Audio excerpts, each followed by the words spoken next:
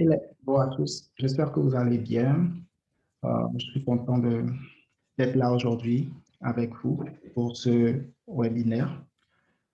Désolé pour le retard, il y a eu un petit contretemps qui nous a empêché de commencer à temps.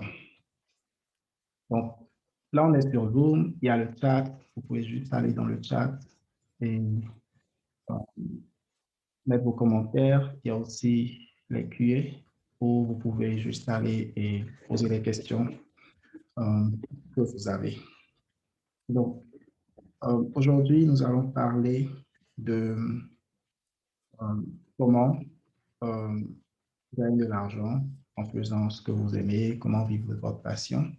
Et je vais partager un peu mon expérience avec vous sur ces différents sujets, de mon expérience, ma philosophie d'entrepreneur, la façon dont j'aborde certains points comme par exemple l'organisation, le travail en équipe, la communication, etc.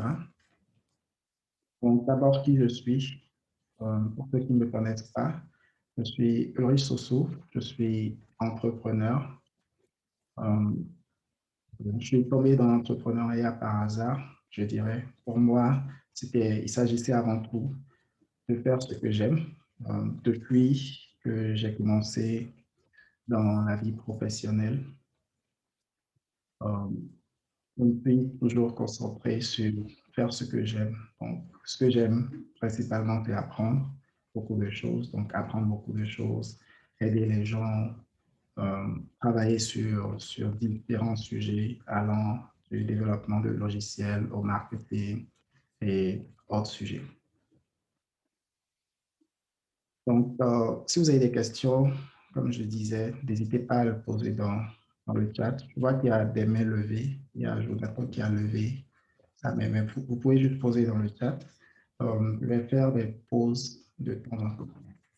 Donc, les différents sujets que nous allons aborder aujourd'hui, on va parler de financement, on va parler des différents outils de travail et d'organisation, on va parler de travail en équipe, on va parler de discipline, de planification, d'affronter ses peurs.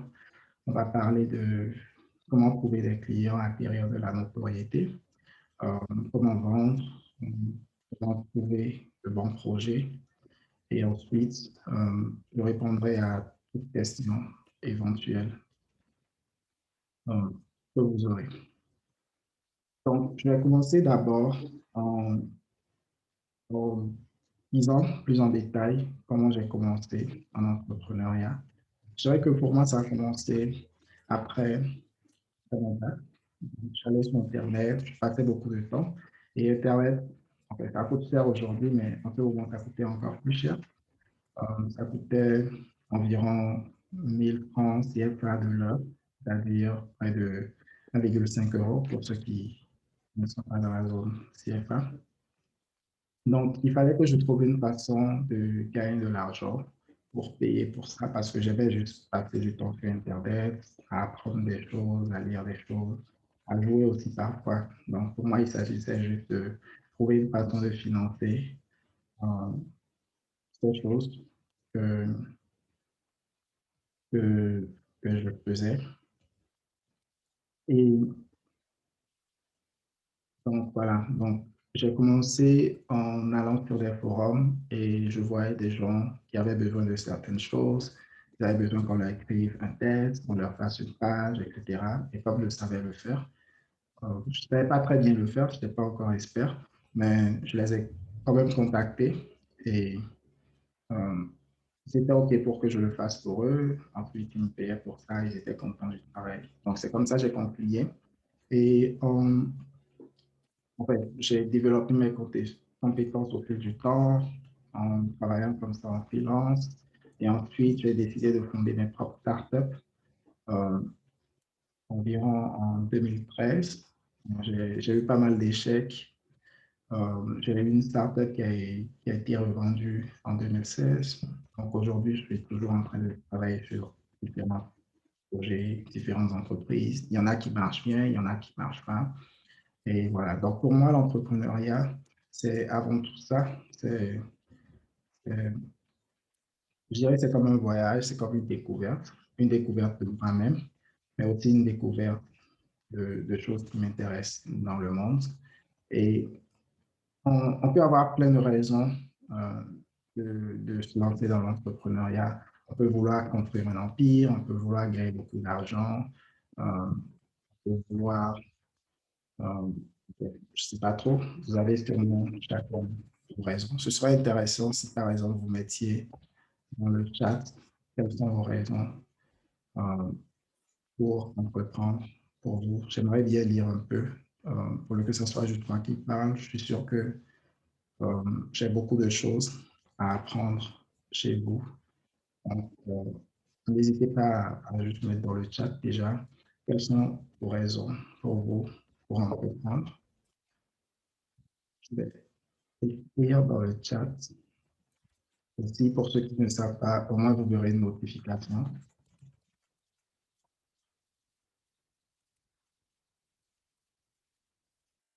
Donc, vous verrez la notification et vous pouvez répondre là. J'espère que j'apprendrai beaucoup de choses pour vous. Donc, chez vous, pardon. Donc, pour moi, c'est vraiment ça. Entreprendre, pour moi, c'est être épanoui avant toute chose. Oui, gagner de l'argent, construire une grande entreprise, etc. Mais c'est vraiment secondaire. Tout ça pour moi. Donc, euh, voilà. Ensuite, ce que j'ai constaté, euh, on va parler de peur d'entreprendre, de peur d'avancer. Je constate que la chose qui empêche beaucoup de personnes d'avancer, de se développer lorsqu'ils entreprennent, c'est ce genre de questions. C'est d'abord la peur. Je dirais que c'est la principale chose. Je vois souvent beaucoup de gens qui disent, oui, je manque de discipline. Lorsque je commence, j'arrive pas à continuer ou j'arrive pas à travailler au jour le jour dessus. J'ai planifié des choses, mais je les fais pas. Bien, il y a eu des obstacles et donc on abandonne au premier obstacle ou on a peur de prendre des risques, on manque de confiance en soi, on se sent juste paresseux, on procrastine. Euh, on estime qu'on n'est pas disponible, on ressent le syndrome de l'imposteur, etc.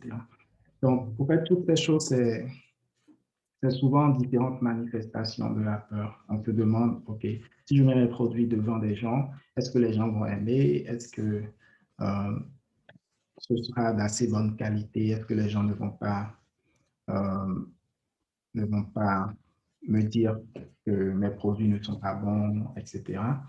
Ou si je vais voir des clients, est-ce qu'ils ne vont pas euh, me, me chasser, me dire non et tout. Donc, c'est vraiment différents types de peurs et il faut pouvoir identifier ça. Et une bonne façon de le faire, euh, que j'ai découvert en fait, c'est de s'entourer de personnes qui vont vous soutenir, qui vont vous pousser. C'est vraiment difficile de le faire tout seul. Quand vous êtes dans un environnement où personne n'entreprend, où vous voulez essayer de faire les choses, vous avez une idée, vous avez un projet, et les parents, les amis, tout le monde vous dit, ouais, mais si tu lances ça, tu n'as pas assez d'argent, ou bien ça risque de mal se passer pour telle ou telle raison, ou ce n'est pas assez bien, et tout. Euh, c'est- ouais, ça empêche d'avancer. Donc, la meilleure chose que vous pouvez faire, c'est vous mettre, de vous entourer de personnes qui ont aussi cette envie d'entreprendre et qui vont vous supporter. Donc, les fois où vous allez vous dire, par exemple, euh, voilà, j'ai ce projet que j'ai envie de lancer, mais enfin, j'ai juste pas, comment dire ça? En fait, il faut que telle ou telle condition soit remplie pour le lancer et tout. Ce seraient ces amis-là ou ces personnes dont vous vous entourez qui vont vous dire non, tu n'as pas besoin que ceci soit parfait, c'est déjà assez bon, lance-toi, vas-y, etc. Je trouve que c'est vraiment la première chose, la plus importante qui, enfin, pour entreprendre, pour se lancer, pour faire des progrès au jour le jour. J'aime pas trop parler comme ça, on a quand même 1 heure à faire ensemble. Donc, je ne vais pas rester devant la caméra, je me vois juste là en train de parler. J'aimerais quand même que vous interagissiez. Donc, ce que je vais faire de temps en temps, c'est de donner le micro à une personne, deux personnes qui vont intervenir sur les différents sujets. Donc, si vous avez des questions sur, euh, sur, la, en fait, sur la partie du sujet que j'ai, ou si vous voulez partager votre expérience par rapport à ça, vous pouvez lever la main et, et je vais vous donner la parole. Donc déjà pour ce premier point, donc le fait d'avoir peur de vous lancer ou d'avancer, est-ce qu'il y a quelqu'un qui aimerait partager son expérience par rapport à ça? Donc, prendre le micro et dire euh, pourquoi, en fait, comment une certaine peur se manifeste chez vous, que ce soit discipline, procrastination, etc. Ou alors si vous avez quelque chose à dire. Donc, vous allez voir une main en bas de l'écran normalement. Donc, vous pouvez cliquer dessus pour lever la main et je pourrai vous donner la parole. Alors, une personne pour nous dire un peu ses questions par rapport à cette partie du sujet.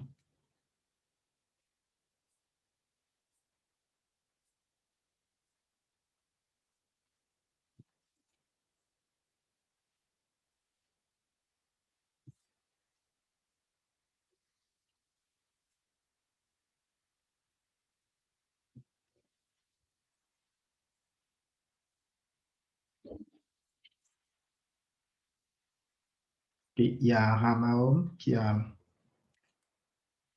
intervenu. Donc, je vais donner la parole à Ramaom. Ramaom, tu peux nous parler un peu de ce qui t'empêche d'avancer plus rapidement en tant qu'entrepreneur. Bon, bonjour tout le monde. Je parlerai Ramaom, tu es plutôt là? de... Oui, oui. Vous me recevez?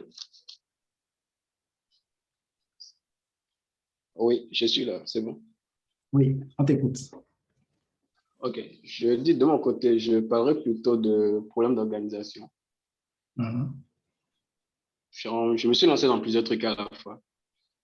Donc, c'est un peu compliqué de joindre tous les bouts. Genre rédaction web, création de sites, ingénierie de son.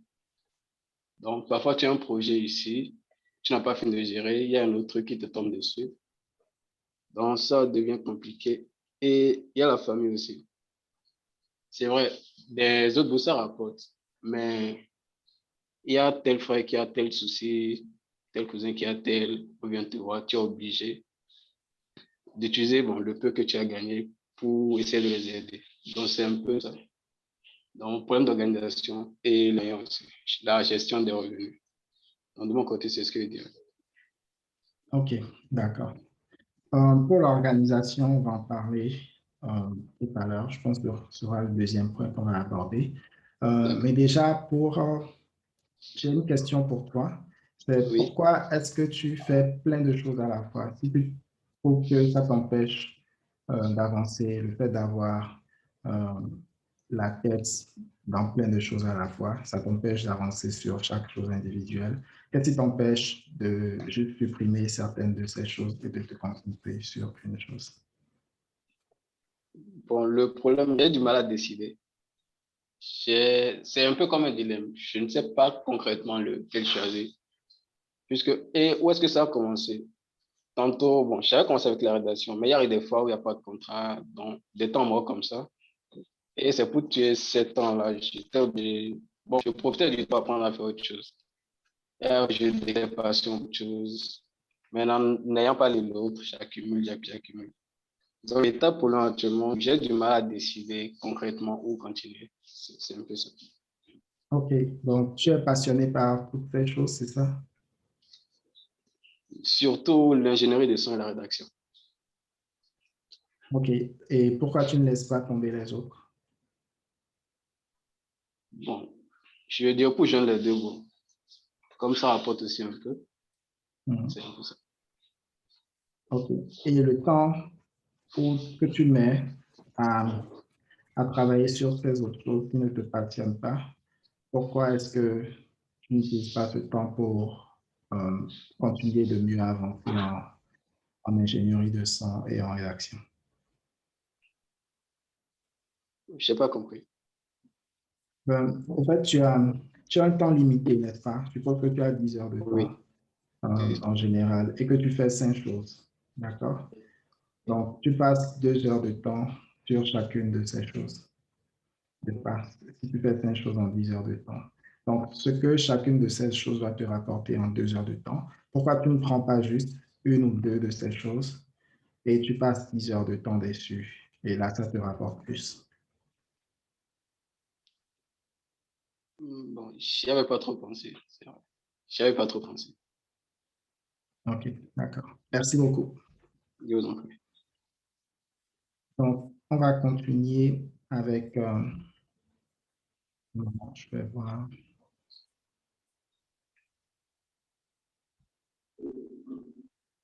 OK, on va continuer avec la partie suivante. La partie suivante, on va parler d'organisation. Voilà, donc comme on le disait avec Amaon, l'organisation, c'est vraiment très important. Lorsque vous faites 1000 choses à la fois, euh, vous risquez juste de ne pas atteindre vos objectifs. Vous savez, il y a une règle, j'ai oublié le nom, je pense que c'est 80 et 20, donc qui dit que euh, les choses sur lesquelles vous passez 20% de votre temps quand vous passez, euh, pour vous rapporter 80% de vos bénéfices, de vos profits, etc. Donc, au fait, ce que vous devez faire en termes de temps, c'est identifier ces choses importantes euh, qui vous rapportent le plus et vous concentrer sur ces choses. C'est vrai que les autres choses qui ne rapportent pas beaucoup peuvent paraître importantes, peuvent paraître intéressantes, urgentes, etc. Mais si ça ne vous rapporte pas grand-chose ou rien du tout, pourquoi est-ce que vous passerez du temps dessus? Je pense que c'est l'une des compétences les plus importantes pour un entrepreneur, c'est de savoir dire non, de savoir juste choisir les choses importantes. Il y a tellement de choses à faire, au fait. En fait, si je vous demande, par exemple, est-ce que toutes les choses que vous avez envie de faire dans votre vie, est-ce que vous arrivez à les faire? Vous allez me dire non, n'est-ce pas? Vous allez me dire que c'est peut-être juste un petit pourcentage que euh, vous arrivez à faire. Donc, le truc, c'est que si euh, vous devez vous concentrer sur un petit, c'est juste humainement impossible de tout faire. Donc, ce qu'il faut faire en tant qu'entrepreneur, c'est une compétence très importante, c'est de pouvoir identifier c'est quelque chose qui vous rapporte et de pouvoir mettre les choses dans un ordre de priorité. Donc, supposons par exemple que j'ai 3 heures de temps euh, dans ma journée et que j'ai A, B, C et D à faire. Donc, quand je passe 1 heure de temps sur A, ça me rapporte 20 000 francs, par exemple. Quand je passe 1 heure de temps sur B, ça me rapporte 10 000 francs. Quand je passe 1 heure de temps sur C, ça me rapporte 5 000 francs. Donc, au fait, il ne sert à rien juste de passer du temps sur B et sur C, puisque ça me rapporte moins que A. Souvent, on se dit, OK, il faut que je fasse A, B, C, mais j'ai juste 3 heures de ma journée. Et si je fais tout, c'est qu'à la fin de la journée, j'aurais gagné, je ne sais pas, 35 000 francs. Alors que si je me concentrais juste sur A et que je passais 3 heures de temps sur A, j'aurais gagné 60 000 francs. Ce qui fait que je suis en train de perdre beaucoup. Et ce qui est encore grave, c'est que beaucoup d'entrepreneurs débutants, ils ne vont pas passer beaucoup de temps sur A. Ils savent que c'est A qui leur rapporte beaucoup. Mais bizarrement, ils vont choisir, par l'approche des choses, peut-être parce que C paraît plus urgent, ils vont juste choisir de passer la majorité de leur temps sur C et finalement, ils n'auront pas beaucoup de revenus ou de profit. Donc voilà, en termes d'organisation, la première chose, c'est de pouvoir définir ces choses prioritaires-là et de pouvoir vous concentrer dessus. Il y a une technique que j'aime bien euh, qui s'appelle Getting Things Done, donc juste faire les choses en français. Donc, de façon simplifiée, je dirais que c'est une façon d'identifier les choses importantes et de se concentrer dessus. Donc, comment ça marche? C'est que vous prenez chacune de vos tâches et vous les notez sur 2 points. Donc, il y a le niveau d'importance et il y a le niveau d'urgence. Donc, vous aurez des tâches qui sont importantes, mais qui ne sont pas urgentes. C'est-à-dire des tâches qui vont peut-être vous rapporter beaucoup d'argent, mais que vous ne devez pas finir tout de suite. Vous pourrez peut-être prendre encore une semaine pour les finir, ou deux, etc. Ensuite, vous avez des tâches qui sont importantes et qui sont urgentes, c'est-à-dire ça vous rapporte beaucoup d'argent, mais vous devez les finir tout de suite. Ensuite, vous avez des tâches qui ne sont pas importantes et qui ne sont pas urgentes. Donc, ça ne va pas vous rapporter grand-chose, que ce soit en argent ou en autre chose, et ce n'est pas urgent non plus. Ensuite, il y a des tâches qui ne sont pas importantes et qui sont très urgentes. Donc, l'erreur qu'on fait souvent, c'est que on prend les tâches par ordre d'urgence. Donc, vous aurez des tâches importantes, mais parce qu'elles ne sont pas urgentes, vous n'allez pas les faire. Et au risque même de ne jamais les faire et juste vous concentrer sur les choses qui ne sont pas importantes et qui sont très urgentes. Donc, ce que je fais moi personnellement, par exemple, chaque début de semaine, chaque matin, c'est que j'ai ma liste de tâches et je mets en haut juste toutes les tâches importantes sont en haut. Donc, que ça soit euh, les tâches urgentes ou pas, toutes les tâches importantes sont en haut. Et ensuite, les tâches non importantes sont en bas. Donc, il y a ce qui n'est pas important et qui est urgent. Et il y a ce qui est pas important et pas urgent du tout. Donc, ce qui arrive souvent, c'est que c'est un peu difficile parce que ce sont mes tâches. C'est moi qui me suis dit, OK, il faut que je fasse tout cela pour me sentir bien, pour atteindre mes objectifs, etc. Et le truc, c'est que je ne peux juste pas faire toutes les tâches. Donc, c'est un peu comme si on me demandait de choisir. Tu mets au monde des enfants et on te demande, OK, parmi tous ces enfants-là, il faut que tu choisisses. C'est quand même un dilemme. Donc, ce qui se passe, il faut le faire un peu, non, juste mettre ses émotions de côté et tout, et juste couper dans tes tâches. Tu as ta liste de tâches, c'est vrai, tu aimerais pouvoir tout faire. Mais en haut, ce qu'il y a, c'est ce qui est important et qui est urgent d'abord. Ensuite, ce qui est important et qui n'est pas urgent. Les autres tâches, si tu peux déléguer, tu les délègues. Si tu ne peux pas les déléguer, ce n'est pas grave. Je te concentre d'abord sur les tâches les plus importantes. Et c'est ce qui permet d'avancer. Souvent, tu te sens coupable parce que à l'école, par exemple, on nous a appris, OK, tu as tous ces exercices à faire, il faut que tu les fasses tous, sans exception. Mais dans la vraie vie, c'est juste pas ça. Il ne s'agit pas de faire tout ce qu'on peut faire. On ne peut juste pas faire, ce n'est pas humainement possible. Mais il s'agit plutôt de prioriser. Donc, cette capacité de priorisation-là est vraiment très importante. Et voilà, donc c'est ça qui me permet personnellement de déterminer juste quelques tâches que je peux faire.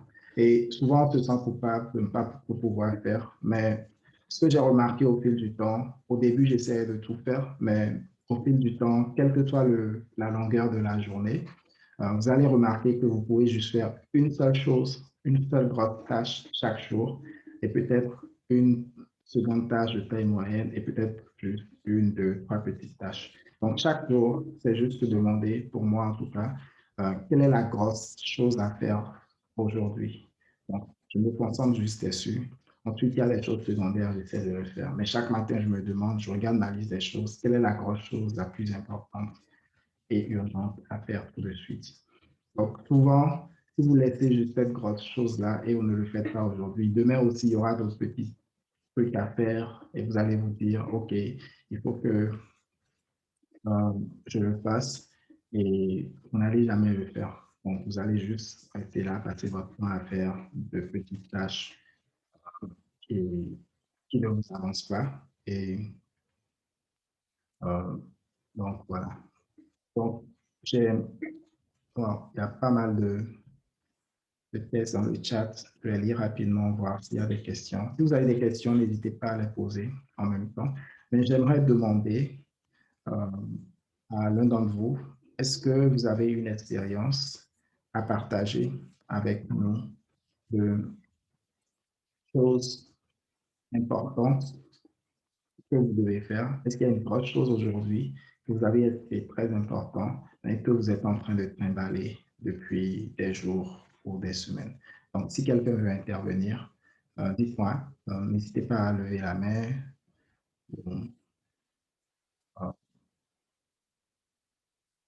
ou mettre dans les commentaires et je vais vous donner la parole.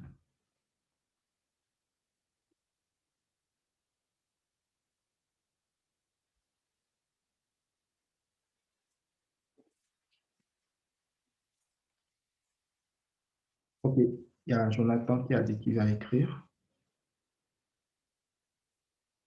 Une autre personne, est-ce qu'il y a une tâche importante aujourd'hui? Il y a Sapim ou Sapin, je ne sais pas. Je te donne la parole, tu vas me dire comment on prononce ton nom. Désolé si j'ai mal prononcé.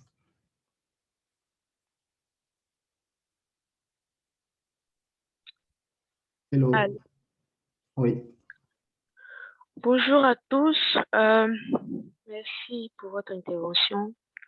Je suis là il n'y a pas longtemps. Je ne sais pas si j'ai tout compris jusque-là, mais je voudrais juste poser une question.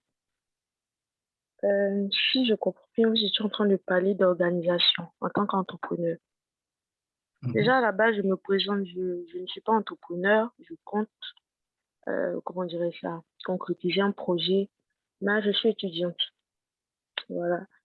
Donc, si je pense bien, vous avez parlé d'organisation. C'est bien cela? Oui.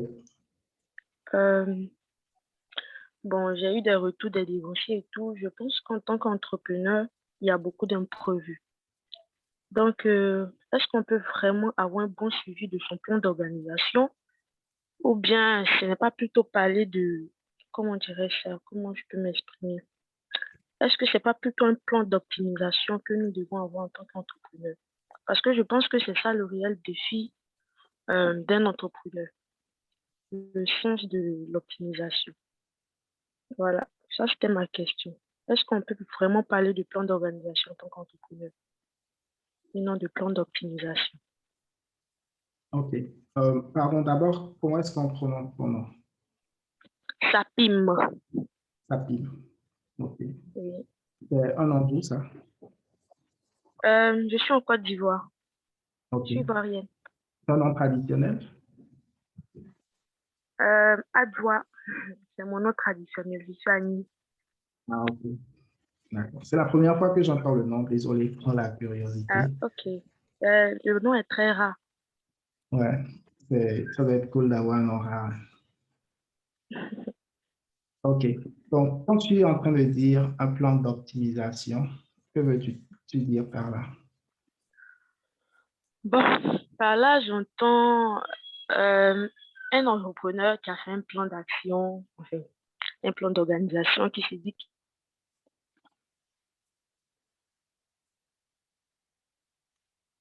Allô, je n'entends plus. Allô, vous m'entendez? Oui, je t'entends maintenant.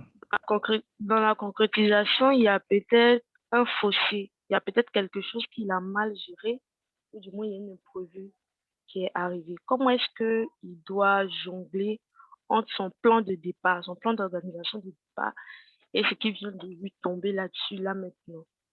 En fait, je veux savoir si après avoir optimisé son imprévu, il peut toujours continuer à suivre son plan ou du moins carrément changer son plan d'organisation. Comment est-ce que je vais dire ça? J'ai pas d'exemple typique, j'ai pas d'expérience en tant que telle, mais je sais qu'il y a des entrepreneurs qui se plaignent d'avoir assez d'imprévus. Donc, je ne sais pas si éventuellement vous pouvez prendre un cas précis. Comme ça, peut-être que je saurais mieux vous expliquer. OK, d'accord. Oui, enfin, effectivement, euh, il y a pas mal d'imprévus qui peuvent apparaître chaque jour, en fait. Et en fait, ce qui se passe, c'est que euh, vous ne pouvez pas vous laisser dominer par les imprévus. Vous avez votre plan que vous avez prévu de faire. Et souvent, lorsque vous êtes en train de commencer, En fait, il y a des entreprises où il y a vraiment mille choses à faire, mais lorsque vous êtes en train de commencer, il n'y aura pas mille imprévus. Vous n'aurez pas du jour au lendemain 100 clients qui vont apparaître, donc vous ne serez juste pas débordé comme ça au début. D'accord? Donc, le genre d'imprévu que vous pourrez avoir au début, ce n'est pas vraiment le genre d'imprévu qui vont, comment je dirais, vous ralentir. Et je trouve bien que la technique dont je parlais pour s'organiser et prioriser les choses, ça marche très bien parce que chaque semaine, chaque jour, avant de commencer à travailler, vous allez vous dire euh, quelle est la chose la plus importante, qu'est-ce qui aura le plus d'impact dans ma liste de tâches. J'ai la liste de tâches à faire, j'ai des imprévus qui sont très urgents et tout, mais est-ce que ces imprévus-là, euh, est-ce que ça aura autant d'impact qu'une autre tâche qui est moins urgente que les imprévus? Donc, même si l'imprévu est urgent, mais que ça n'a pas un impact négatif si on ne le fait pas, c'est mieux de laisser tomber. Donc, je te donne un exemple. Si, par exemple, tu as un plan et tu te dis, OK, si je réalise cette tâche-là qui va prendre une semaine, si je la réalise, ça va me rapporter 1 million de francs. Et tu as un imprévu qui vient et que l'imprévu te rapporte 100 000 francs, par exemple. Qu'est-ce que tu fais? Il y a beaucoup de gens qui vont juste se dire, OK, il y a 100 000 francs là tout de suite. Je laisse d'abord les 1 million, je pourrais revenir à ça euh, demain. Et ensuite, les 100 000 francs là, on court après ça, on se rend compte que ça ne vient pas aussi vite qu'on le pensait. Au lieu que ça prenne un jour, ça prend 2 jours sur nos 7 jours déjà, ce qui empêche ce qu'on devait faire pour avoir ces 1 million là de marcher. Et aussi, juste après ça, on se rend compte aussi que, au fait, quand ce premier truc est venu, ensuite il y a un deuxième imprévu qui est venu. Et finalement, au fait, on passe juste notre temps à courir derrière les imprévus, les uns après les autres. Donc, en tant qu'entrepreneur, au fait, ce qu'il faut savoir faire, c'est pouvoir identifier ces différentes opportunités. Il y a tellement d'opportunités, au fait. Une fois que tu te lances et que tu fournis de la valeur à des clients, il y a des gens qui aiment ce que tu fais et tout. Il y a des gens qui vont venir te voir, qui vont te dire, j'ai besoin de tel truc. Tu ne le fais peut-être pas, mais tu te dis, ouais, peut-être que si je leur offre ça, euh, ça va me rapporter de l'argent. Donc, au final, tu vas juste courir euh, dans tous les sens, à gauche, à droite, et ne juste pas suivre ton plan et ne pas accomplir ce que ouais, ce que tu as envie d'accomplir. Donc, je ne sais pas si ça répond à ta question.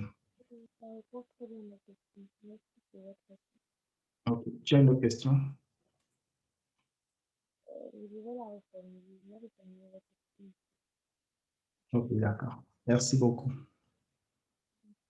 Merci à vous pour la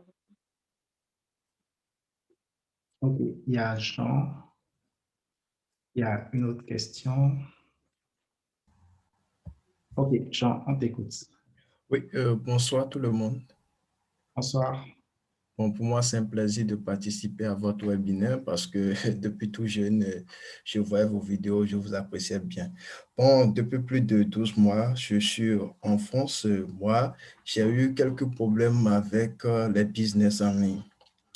En fait, moi, je suis passionné par exemple par l'e-com, donc j'arrive à avoir le budget jusqu'à 3 000 euros, par exemple, je paie la formation, mais la plupart, les personnes, si tu les fais confiance comme ça, ils te baissent de ton argent, peut-être de 2 000 balles ou 2 500, et tu ne retrouves pas ça parce que c'est tes frères ou bien des gens qui sont bénis, tu les envoies de l'argent, après, tu n'as plus de suite. Et là, tu es obligé de faire encore d'autres jobs ou bien d'autres business jusqu'à rassembler ce montant encore. Et finalement, tu n'as plus de confiance aux gens, et même si la personne, c'est une grande personne qui parle ou bien il est informateur, tu dis non, bon, ce sont des gourous, ils vont arnaquer, ils vont te prendre ton argent après tout. Tu n'as plus rien au final, quoi. Donc, et là, moi, bon, connaissant les quelques têtes au Bénin ou bien peut-être qui sont peut-être aussi en France ici, je me dis, est-ce que c'est possible? Tu as l'accompagnement des proches qui sont, genre des gens qui sont déjà connus, qui font déjà les preuves. Et là, tu es sûr que, bah, écoute, ils ne vont pas te baiser de ton argent et tout, quoi. C'est un peu ça, moi, mon problème que j'ai eu dans le domaine de l'entrepreneuriat, c'est que je me suis fait trop avoir et C'est un peu ça mon souci en fait. Ok, d'accord. Vous êtes étudiant en quoi? Je suis étudiant en génie civil, j'ai ma licence au Bénin et j'ai déjà une licence en France, je suis en master. Vous êtes où en France? Je suis dans la ville de Nancy, c'est à 1h20 de Paris, c'est dans le Ok, Grand Est. d'accord. Désolé, je suis curieux.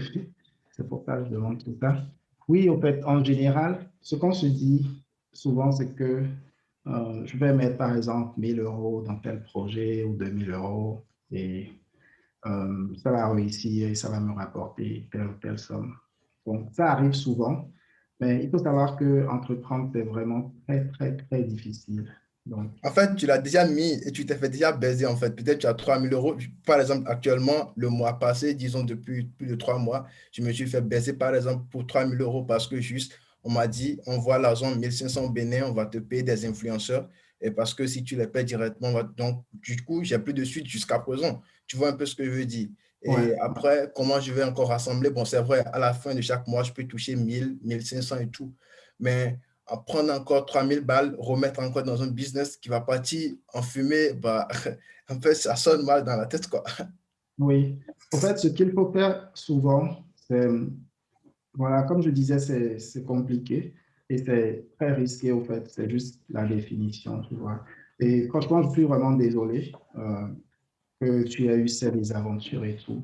Je comprends très bien comment tu peux te sentir parce que, en fait, il ne s'agit pas seulement d'argent.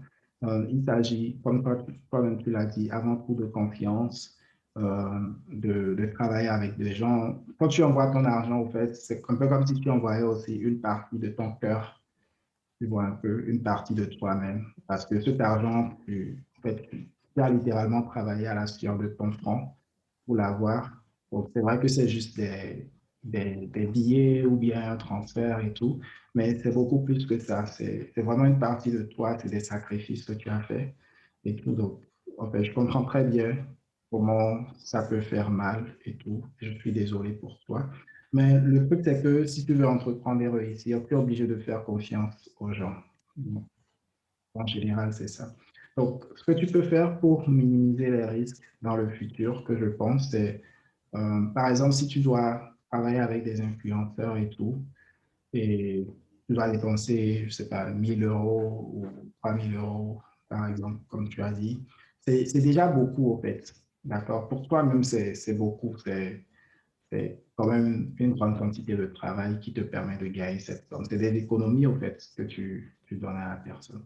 Donc, ce qu'il faudrait faire, au fait, c'est euh, prendre des risques, le genre de risque que tu peux prendre. Donc, par exemple, si tu as juste 3000 euros et tu n'as pas grand-chose à part ça à dépenser, ne juste pas dépenser ces 3000 euros comme ça d'un coup.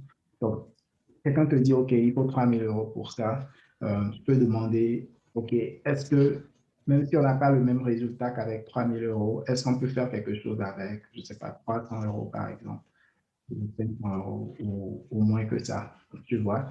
Et la personne te dira, OK, voilà ce qu'on peut faire avec. Et tu le fais, tu vois les résultats, ce qui te permet d'investir encore plus. Euh, les 300 ou les 500 au marché, ça veut dire que tu peux peut-être mettre 1000 dessus la prochaine fois, ainsi de suite, et avoir des résultats concrets euh, dans ce que tu fais. Donc, si tu n'as pas de résultat sur les 300 euros, tu as 3000 euros, ça fait 300 fois 10. Donc, tu peux faire encore 10 expériences comme ça. Et c'est sûr que parmi tes expériences, il y en aura qui vont marcher, dans lesquelles tu pourrais investir. En fait, c'est juste comme ça l'entrepreneuriat en général. Donc, que ça soit avec des gens, il y a des gens, même tu vas leur faire confiance, ils ne vont pas vouloir te dépouiller de ton argent, ils n'ont juste aucune mauvaise intention par rapport à toi. Mais l'investissement que tu vas faire, ça ne va juste pas marcher, ça ne va juste rien apporter. Et la plupart des choses dans lesquelles on investit en entrepreneuriat, c'est ça. La plupart des choses ne marchent pas. Ce qu'il faut faire, c'est identifier ce qui marche. Et pour identifier ce qui marche, il faut faire comme, au lieu de faire un gros pari avec tout ton argent ou une grande somme d'argent qui te porterait préjudice, c'est juste faire de tout petits paris et voir euh, qu'est-ce qui rapporte mieux, qu'est-ce qui marche mieux. Et ensuite, de te concentrer sur ces petits trucs et de le faire en plus grand. Je ne sais pas si c'est utile. Merci bien. C'est très bien. OK, donc si tu as d'autres questions, n'hésite pas. Ok, ma question c'est que par exemple, vous connaissant, est-ce que vous accompagnez, comment vous accompagnez des jeunes? Est-ce que vous prenez des jeunes peut-être à la fin du mois, vous avez peut-être un montant donné, vous prenez, mais vous accompagnez ces jeunes dans leurs idées d'entrepreneuriat en fait? OK, donc en fait, on a lancé un programme avec IRAO qu'on appelle IRAO Taka. Au fait, donc, ce qu'on est en train de faire, c'est donner les conditions qu'il faut aux, à des jeunes comme nous de, enfin, pour réussir. Donc, ce dont on a besoin le plus souvent, on a besoin, je dirais, de trois choses en termes d'environnement pour réussir. Donc, premièrement, bien entendu, on a besoin d'avoir un projet sur lequel on va travailler, on a besoin de vendre, etc. Mais la première chose dont on a besoin, c'est d'information, d'éducation d'information. Donc, savoir qu'est-ce qu'il faut faire exactement. Parce que quand vous allez sur Internet, vous aurez juste 1000 choses, genre plein de conseils à gauche, à droite, il y a vraiment 1000 choses. Et aussi, quand vous demandez autour de gens, les gens autour de vous, les gens vont vous dire, OK, tu peux faire tel truc, tel truc. Donc, tu ne sais pas exactement comment il faut faire pour réussir, quelles sont les étapes à faire pour réussir. Donc, c'est la première chose qui est très importante. Ensuite, la deuxième chose qui est importante, c'est que lorsque tu as un projet ou des produits à vendre, il faut des clients, n'est-ce pas? Il faut pouvoir les attirer vers toi. Il faut que des gens soient prêts à écouter, à voir ce que tu as à offrir, à te rendre compte que c'est bien et que ça peut leur apporter de la valeur et ensuite à te payer pour ça. Donc, c'est ça la deuxième chose. Et la troisième chose, c'est c'est difficile, en fait. Par exemple, l'exemple que tu as donné, euh, les gens qui ont pris ton argent et tout, ça peut juste te décourager, tu vas te dire non, je ne veux plus rien faire et tout. Et euh, juste te concentrer sur ce qui t'a rapporté euh, ces 3 000 € là et tout. Et juste passer ta vie à faire ça alors que ce n'était pas le genre de rêve euh, que tu avais. Donc, ça pousse vraiment beaucoup de gens à juste se décourager et à laisser tomber. Donc, que ce soit des mauvaises expériences comme ça ou juste les frustrations de tous les jours de l'entrepreneuriat. Il y a beaucoup de gens qui ont parlé de discipline, etc. Et comme je disais au début, une des choses importantes, c'est l'environnement dans lequel vous êtes. Vous êtes autour de personnes qui vont vous dire non, ne laisse pas tomber, voilà comment tu pourrais faire, voilà mon expérience et tout. Donc, vraiment, ce support-là, euh, cet entourage-là, c'est très important. Donc, c'est un peu ce qu'on essaie de mettre en place avec le programme, avec IRAO, dont je te parlais tout à l'heure. Donc, premièrement, euh, information pour bien réussir. Ensuite, comment construire une audience et vendre. Et ensuite, être entouré des personnes qui vont t'aider à aller beaucoup loin. Donc, c'est un peu ce que je fournis. Tu peux aller sur le site IRAO Tata. Je vais mettre ça Le chat. dans le chat. Je pense que c'est joindre IRAO Talent. Donc, voilà, on est toujours en train d'améliorer ça, mais mon rêve, c'est que ça devienne juste un endroit où des personnes comme toi, comme moi, peuvent partager et juste grandir ensemble. Donc, voilà un peu. Merci beaucoup. Si tu as d'autres questions, tu pourras les poser plus tard. On va continuer sur les autres points. Merci bien. Merci. Si vous avez d'autres questions pour les autres, n'hésitez pas à lever votre main ou mettre dans le chat. OK. Donc, le point suivant, il y a beaucoup de gens qui, dans le formulaire d'inscription, on leur a demandé qu'est-ce qui vous empêche d'entreprendre, de commencer aujourd'hui, d'avancer dans votre entreprise, etc. Et beaucoup de gens parlaient de manque de financement. Les gens parlaient de manque de matières premières, qui n'ont pas de showroom, de boutique pour euh, faire, en fait, faire ce qu'ils ont envie de faire et tout. c'est vrai, c'est difficile. Le truc, c'est vraiment compliqué. Le moment auquel on a le plus besoin d'argent, c'est quand on est en train de débuter. Et en même temps, le moment auquel où c'est le plus difficile de trouver de l'argent, c'est quand on est en train de débuter. Enfin, personne dans un état d'esprit normal ne vous donnerait de l'argent lorsque vous êtes en train de débuter. C'est malheureusement la triste vérité.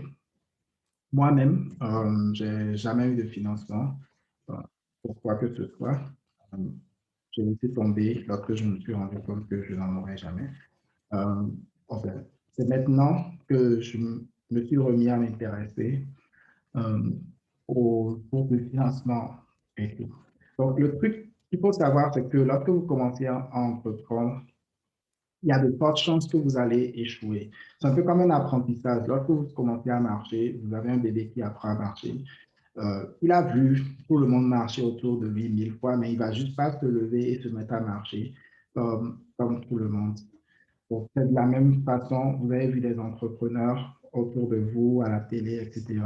Vous avez de bonnes idées, mais ce serait vraiment une temps que vous commenciez et que vous réussissiez euh, d'un coup.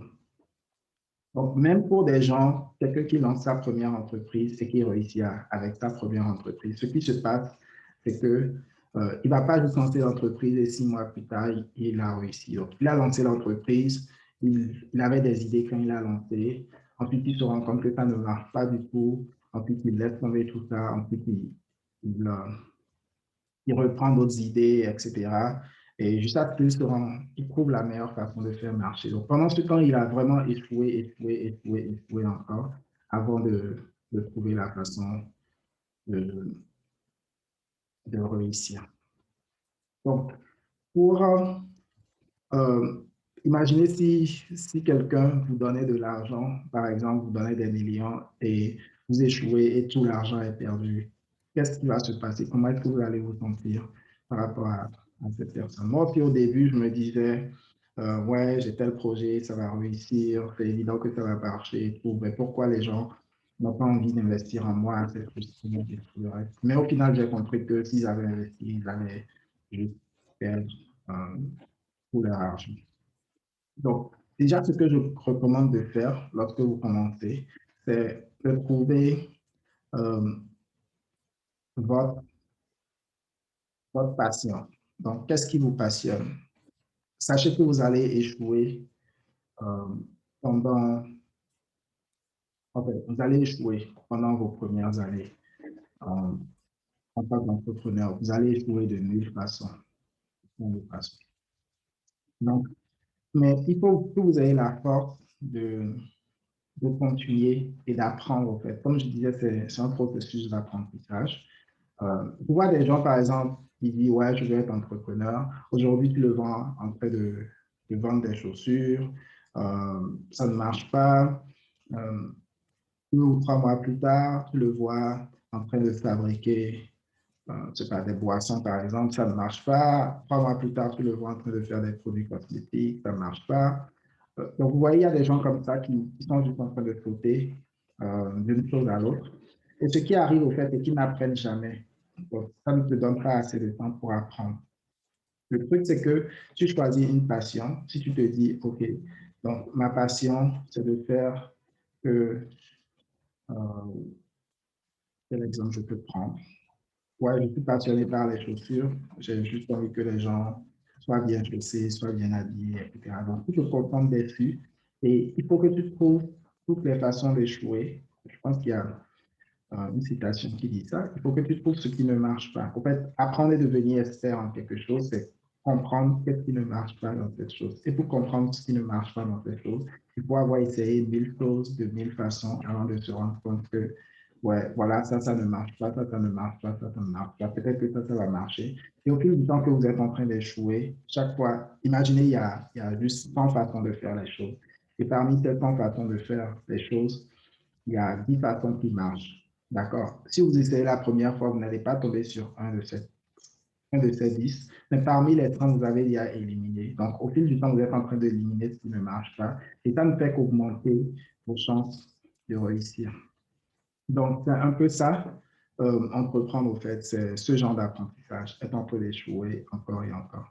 C'est pour ça, par exemple, que je disais, avoir ce groupe, ces personnes qui vous entourent et qui vous supportent dans ce que vous faites, c'est très important. Donc, ce sont les gens qui vont vous dire, c'est pas grave, ça ne marche pas, mais il faut continuer. Et voilà, si vous n'avez pas ça, c'est vraiment difficile de le faire. Moi, j'ai vraiment la chance d'avoir eu des gens comme ça que je peux appeler. D'ailleurs, même, après tout ce webinaire, j'ai envie d'appeler un d'entre eux, juste pour discuter, des gens que je peux appeler et quand ça me va pas, ils sont juste là pour pousser et vous évoluez et vous réussissez ensemble. C'est vraiment l'une des choses importantes euh, pour réussir. Donc, j'ai aussi quelques anecdotes, par exemple. Euh, Par exemple, je me rappelle que j'avais un projet logiciel où je me disais, ouais, ce projet va très bien marcher et tout. Et je passais vraiment beaucoup de temps à le développer. Donc, j'ai développé ça. Ensuite, j'ai remarqué que personne ne l'utilisait. Et je me suis dit, OK, est-ce que je pourrais développer quelque chose qui va permettre d'utiliser plus facilement ce genre de logiciel? Donc, j'ai développé cette chose-là. Je l'ai juste développé en quelques heures parce que c'était juste un petit truc pour permettre de mieux utiliser le logiciel. Et donc, je l'ai publié sur Internet et les gens ont vu. Et juste du jour au lendemain, il y a des milliers de personnes qui l'ont vu. Jusqu'aujourd'hui, il y a des logiciels dans lesquels c'est implémenté où il y a des millions d'utilisateurs de ce logiciel. Donc, en fait, j'avais ce gros projet que je me disais qu'il allait marcher. J'avais juste ce petit truc que j'ai essayé pour faire marcher le gros projet. Et je l'ai lancé. Et c'est le petit truc qui a réussi. Mais le gros projet que j'avais, ça n'a juste pas marché. Ça ne pouvait pas marcher. Donc, en général, c'est vraiment ça. Euh, Commencer petit. Comme je le disais tout à l'heure, à Jean, c'est un peu comme si c'était, vous faites de petits paris. Donc, vous faites de petits paris lorsque vous commencez au début. Je vois des entrepreneurs qui disent, ouais, j'ai un projet, ça va coûter 20 millions, ça va coûter 5 millions, etc. Mais est-ce que tu as déjà pu faire marcher un projet qui coûte 50 000 francs? Si la réponse est non, alors ce n'est pas la peine de courir après la million. Donc, c'est un peu ça. Vous commencez petit avec de petits paris. Euh, je commence avec 20 000 francs, 50 000 francs, 10 000 francs. OK, ça marche, je sais faire marcher des trucs à ce niveau-là. Ensuite, je peux passer à 200 000, 500 000. Si ça marche, je peux passer à 1 million, etc. Mais si je prends tout mon million ou je prends le million de quelqu'un et j'ai jamais rien fait, même à 100 francs, j'ai jamais fait ça, et je veux investir dans ça, il y a juste toutes les chances que je perds euh, tout cet argent, malheureusement. Donc, c'est un peu ce que je voulais partager avec vous par rapport à cette partie, par rapport au financement et comment commencer. Donc, je ne sais pas s'il y a des questions. Vous pouvez déjà les mettre. Sapim, tu as encore une question. Je ne sais pas si ta main été levée depuis. Je vais t'ajouter si tu as une question, tu diras. Allô? Allô? Oui, Oui. j'ai encore une question. OK. Écoute. Tout à l'heure, euh, tu as répondu à la question de M. Beakou qui parlait d'accompagnement des jeunes. Et tu as dit que votre entreprise créait des conditions qu'il faut pour aider les jeunes à réussir. Ce que j'aimerais savoir, est-ce qu'il arrive de dire à certains jeunes qui ont des idées qu'ils ne sont pas prêts pour entreprendre? Est-ce que, en fait, j'aimerais savoir votre avis sur cette question. Est-ce que tout le monde est fait pour entreprendre? Parce que le problème peut partir de là aussi. Tout le monde peut avoir les mêmes idées, tout le monde peut avoir des idées. Mais est-ce qu'il y a des personnes qui sont vraiment faites pour entreprendre? Il y a eu arriver comment dirais ça, des, des vidéos de motivation, des vidéos d'entrepreneurs, mais jamais, je n'ai entendu une fois que tout le monde n'est pas fait pour, pour entreprendre en fait. Parce que je pense que ça peut être l'un des problèmes de l'échec de certaines personnes qui ont des idées, qui ont de bonnes idées pour continuer. ils n'arrivent pas à suivre. OK. Donc, ma réponse à cette question-là, c'est que tout le monde est fait pour entreprendre. Donc, comme je disais tout à l'heure, entreprendre, ce n'est pas quelque chose que tu fais et tu réussis du jour au lendemain. Euh, En fait, c'est souvent l'erreur. Je pense que l'erreur que les gens font, c'est de penser qu'ils vont entreprendre, ils vont lancer une première entreprise et ils vont réussir. Ils mettent tout leur investissement dedans ou ils prennent l'investissement d'une personne, ils mettent dedans. Il faut prendre l'entrepreneuriat comme un processus d'apprentissage. Donc, je suppose que euh, tu as, il y a 10 choses que tu dois avoir pour y affirmer qui dit la voix. Euh, Ça fait une fois que tu m'entends correctement. Oui, oui, je comprends. OK. Donc, je suppose qu'il y a 10 conditions qu'il faut remplir pour être un bon entrepreneur. Ce qui arrive, c'est que personne ne va remplir ces 10 conditions, d'accord? Il faut s'y connaître, par exemple, en finance, il faut pouvoir gérer une équipe, il faut pouvoir vendre, il faut avoir de bonnes idées, il faut avoir euh, le mindset qui va permettre de réussir. En fait, il faut vraiment euh, différentes choses. Ce qui va arriver, au fait, c'est qu'il y aura certaines personnes qui vont remplir, par exemple, 5 conditions sur 10. Il y aura d'autres personnes qui vont remplir une condition sur 10. Il y aura d'autres personnes qui vont remplir 0 condition, d'autres personnes vont remplir 9 conditions, etc. Donc, souvent, on va vous décourager en vous disant, ouais, parce que tu ne remplis aucune des conditions ou tu remplis juste une condition, tu n'es pas fait pour entreprendre. C'est juste pas vrai. C'est clair que si tu te lances sans remplir ces différentes conditions, tu vas échouer. Et malheureusement, la seule façon de pouvoir remplir, d'apprendre à remplir les différentes conditions, c'est en entreprenant. Donc, c'est-à-dire, c'est un peu comme on dit, c'est en forgeant qu'on devient forgeron. Donc, apprendre à gérer une équipe, ce n'est pas dans le papier que tu vas apprendre, c'est en gérant une équipe que tu vas apprendre. Et tu vas commencer à le faire et tu vas échouer et tu vas faire des erreurs et te rendre compte et finalement tu vas apprendre et pouvoir le faire correctement. Donc, c'est juste comme ça que l'entrepreneuriat est. Donc, c'est plutôt se rendre compte de ces lacunes, se dire, OK, voilà ce qui me manque et tout. Mais il faut que je me lance quand même parce que si je ne me lance pas, je ne vais pas apprendre. Et ensuite, quand vous vous lancez, vous vous rendez compte, OK, j'essaie d'attirer des clients, mais je n'arrive pas à attirer des clients. Ça suffit que dans ma façon de vendre et tout, il y a quelque chose qui ne va pas. Ou alors, mon produit que j'offre n'est pas de bonne qualité, ou mon produit, les gens, ils n'en ont pas vraiment besoin, etc. Donc, en fait, il s'agit d'apprendre et et, et d'évoluer en tant qu'entrepreneur. Et la seule façon d'apprendre et d'évoluer, c'est en le faisant. C'est pour ça que je ne découragerai pas des gens qui ont envie de le faire en leur disant qu'ils ne peuvent pas le faire. Parce que il peut y avoir quelqu'un qui remplit 8 conditions sur 10 et une autre personne qui ne remplit aucune condition juste à cause de sa capacité d'apprentissage et tout. Très rapidement, il va se mettre au niveau, il va avancer et euh, il va, il va réussir. Donc, je ne sais pas si ça répond à ta question. Oui, oui, ça répond parfaitement. J'ai en même temps envie de poser une autre question. Oui. Euh, Est-ce qu'il faut forcément avoir des expériences en entreprise avant de lancer son propre business? Parce que je Non, connais des personnes qui ont eu à ne pas, qui n'ont jamais travaillé en fait dans une entreprise, mais qui ont leur propre business et ça marche vraiment. oui, non, pas nécessairement, mais le fait d'avoir des expériences en entreprise, ça apporte aussi des choses. En fait, comme je disais, c'est une expérience d'apprentissage. Donc, il faut juste trouver les meilleurs endroits auxquels tu peux apprendre. Donc, le fait d'avoir une expérience en entreprise, par exemple, ça peut te permettre de mieux connaître le domaine dans lequel tu veux entreprendre. Si c'est dans le domaine dans lequel tu as de l'expérience, ça peut te permettre d'avoir déjà des relations des clients dans le domaine.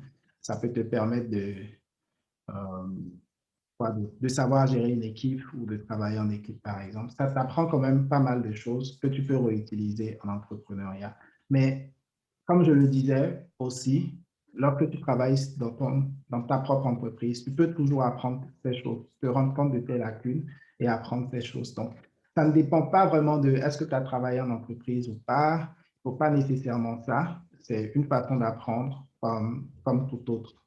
En fait, tout dépend juste de toi, de ta capacité à apprendre les choses, à te rendre compte de ce qui te manque, à aller chercher ça pour combler tes lacunes et avancer. Donc, je ne sais pas si Ok, ça répond à ta merci beaucoup. question. OK. Oui, ça répond parfaitement. Merci pour tes OK. réponses. Si tu as d'autres questions, n'hésite pas à me les poser. Il n'y a pas de souci. OK. Il y a Muriel qui veut intervenir. Oui, Muriel, on t'écoute. Alors, bonjour à tous. Moi, c'est Muriel. Je suis jeune entrepreneur depuis la Guinée-Conakry. Donc, j'évolue dans le domaine de la décoration. Donc, c'est de l'art, au fait, que je fais de l'art floral parce que c'est moi-même qui confectionne mes articles de décoration faits à base de papier et tout. Donc, moi, j'ai découvert ma passion, c'était en 2018, lors d'une fête comme ça, j'ai été choisie pour décorer un événement et tout. Donc, je n'avais aucune expérience dans le domaine. Je voulais carrément refuser, mais grâce au conseil des gens, j'ai réussi à saisir cette opportunité-là. Et c'est comme ça, petit à petit, lorsque j'ai su que j'avais ce talent, j'ai décidé de le faire grandir. Donc, au début, je travaillais à la maison. Donc, jusqu'à présent, je travaille à la maison et tout, vu que je n'ai pas encore les moyens d'avoir un espace à moi. Mais grâce à Dieu, mon activité commence à aller petit à petit. Et à l'instant T, je travaille toute seule au fait. Parce que j'ai vécu des expériences avec des jeunes entrepreneurs qui ont pris des gens, c'est-à-dire des employés, les ont formés dans le domaine et après, ces employés sont allés créer eux-mêmes leur propre entreprise à côté. Donc, c'est le ce pourquoi j'ai un peu peur d'employer des gens. Mais l'état dans lequel mon activité se trouve actuellement, je suis un peu débordée, donc je ne peux pas faire tout toute seule. Donc, j'aimerais poser la question de savoir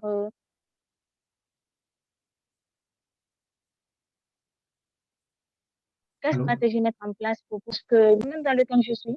Oui, allô, vous me recevez? Oui. D'accord. Parce que le domaine dans lequel je suis, ce n'est pas un domaine où des gens ont de l'expérience. Ils n'ont carrément pas d'expérience dans mon domaine. Donc, c'est un truc où je dois les former d'abord avant qu'ils ne commencent à travailler pour moi.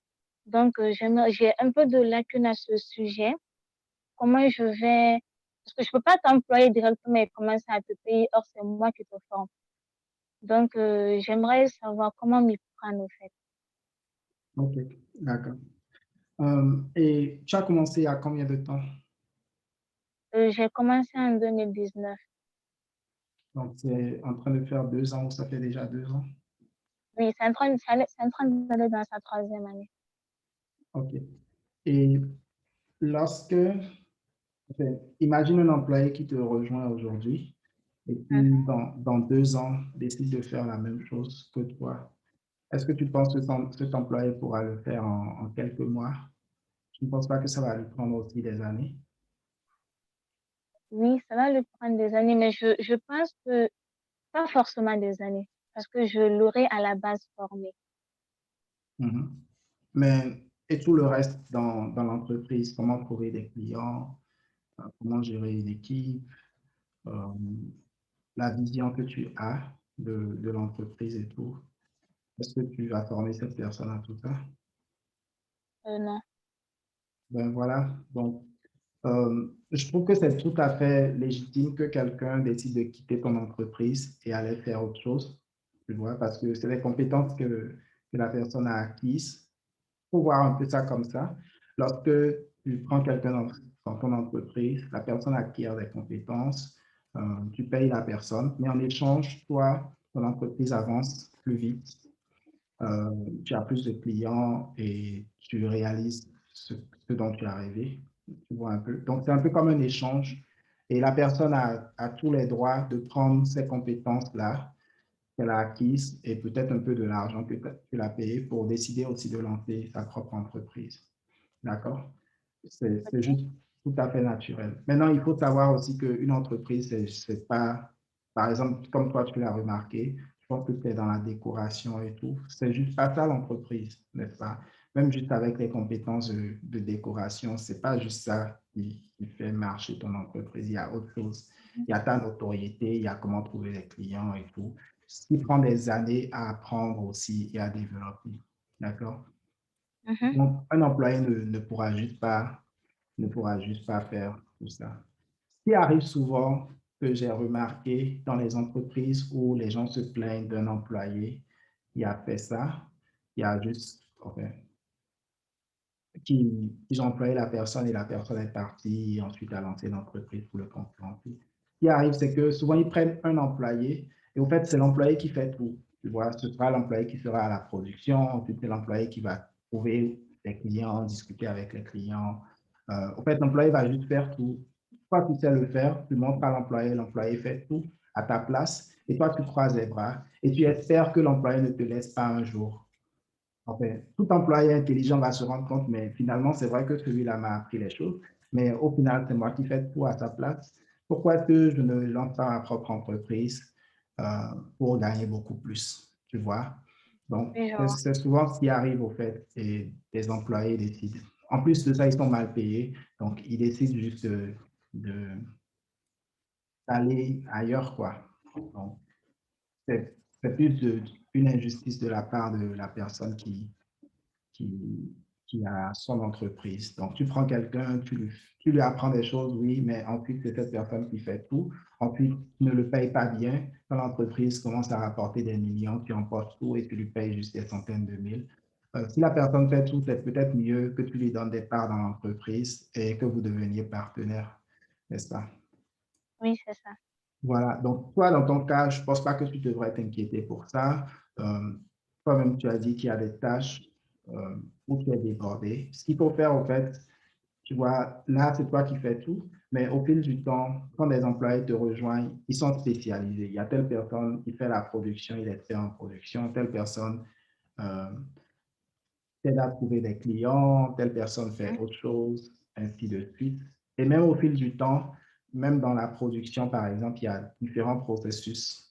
Tu vois, il y a telle personne qui sera en charge de tel processus et tout.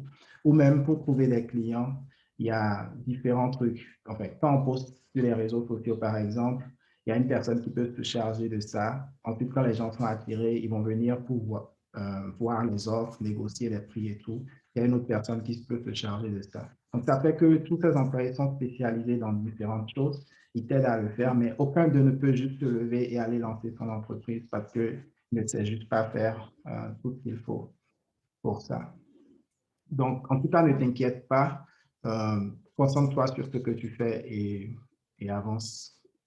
Je pense que c'est le meilleur conseil que je pourrais te donner. Et ensuite, euh, en termes de choisir les employés, il faut vraiment rechercher des gens qui sont passionnés par le sujet. Tu vois, si c'est Mhm. quelqu'un qui veut vendre, il doit être vraiment passionné par ça. Tu vois, ou si c'est quelqu'un qui, qui veut faire la production, la partie décoration et tout, il faut que la personne soit passionnée par ça. Il y a des employés qui sont tellement passionnés, ils vont même te dire, OK, je peux même faire ça gratuitement. Euh, T'as pas besoin de me payer, j'ai juste envie de l'apprendre, ça me passionne, j'ai envie de Mhm. le faire. Donne-moi juste l'argent de déplacement ou de nourriture et tout. Euh, c'est ce genre d'employé que tu as envie d'avoir. Mais en même temps, il faut que tu payes bien ce genre d'employé pour qu'il soit content, pour qu'il soit épanoui et qu'il reste avec toi longtemps et que tu les traites bien aussi. D'accord. Merci beaucoup, Louis. Merci bien. Je t'en prie. Si tu as d'autres questions, n'hésite pas. Non, à l'instant T, ça va. OK. Il y a Mervyn. Mervyn, on t'écoute. Tu as des questions? Bonjour. Bonjour. Oui. J'espère que vous allez bien. Donc, moi, c'est Mervyn Soso et j'avais une question. D'abord, je suis designer numérique Et j'avais principalement une question, c'était de ça. J'ai plutôt un problème que je rencontre généralement.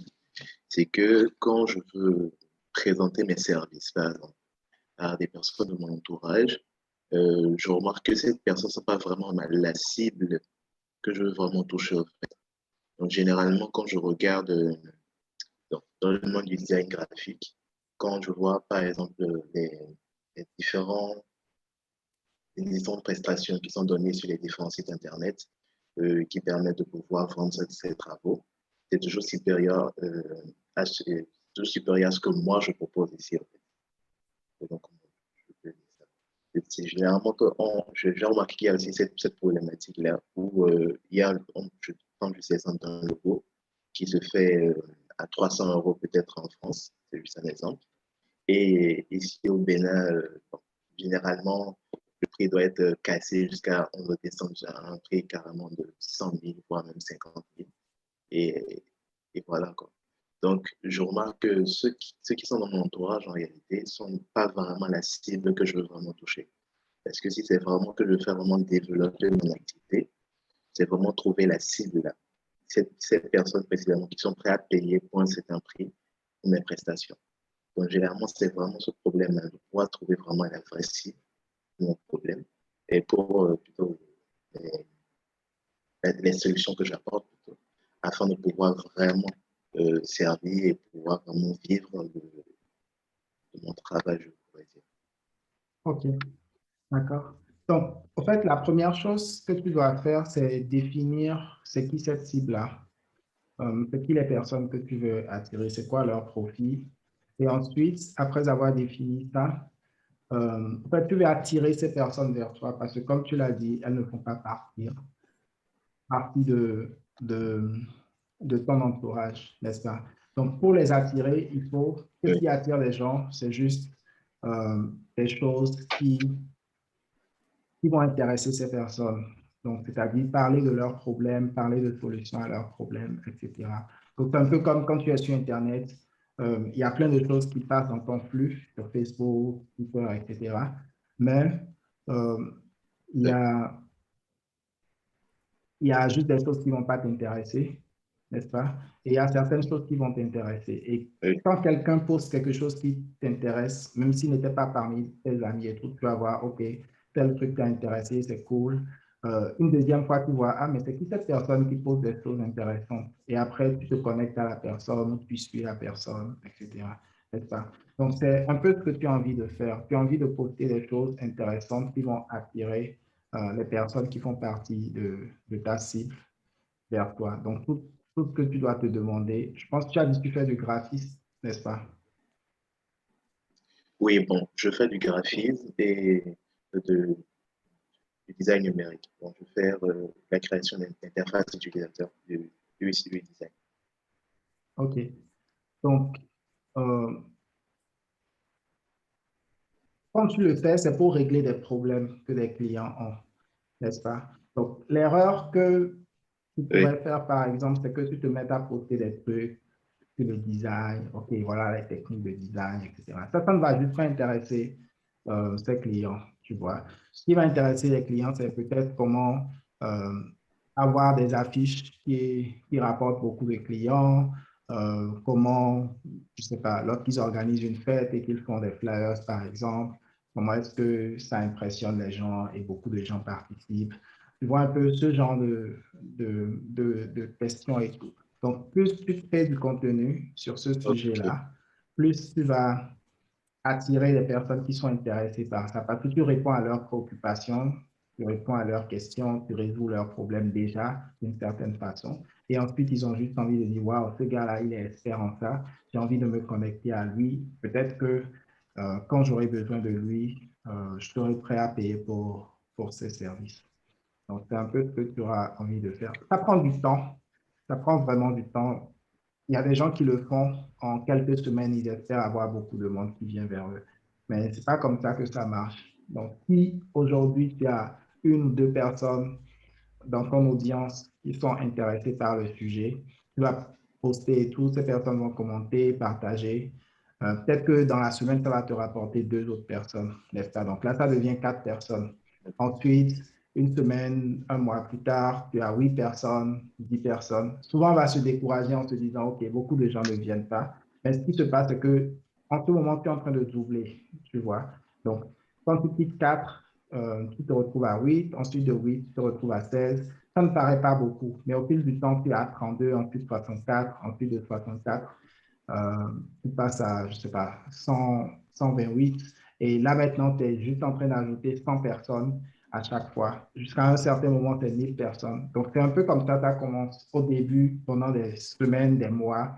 Ça va aller lentement. Mais si tu continues toujours de produire des choses qui vont intéresser ces personnes et les attirer, au fil du temps, dans 1 an, 2 ans, tu auras juste des milliers de personnes de ce genre-là qui vont te suivre. Ok, D'accord? Mais en tout cas, du courage pour ce que tu fais. Comme je disais, entreprendre, essayer de trouver des clients toi-même, c'est vraiment quelque chose de très difficile. Ça prend du temps. Et voilà, beaucoup de courage. ok. Merci beaucoup. Tu as d'autres questions? Donc, pour le moment, non. J'en ai, je me connais. OK. Il y a Gloire qui a une question. OK, Gloire, on t'écoute. Ah, salut, j'espère que tout le monde va bien. Moi, c'est Gloire Wanief, je suis écrivain en auto-édition principalement.